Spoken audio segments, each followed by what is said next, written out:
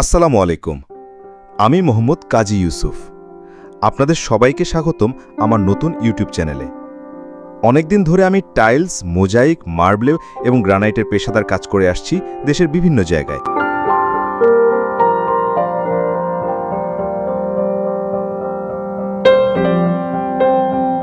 এই ভিডিওতে আপনারা দেখতে পাচ্ছেন একটি ঘরের টাইলসের কাজ, যেটি আমি সম্পূর্ণ করেছি।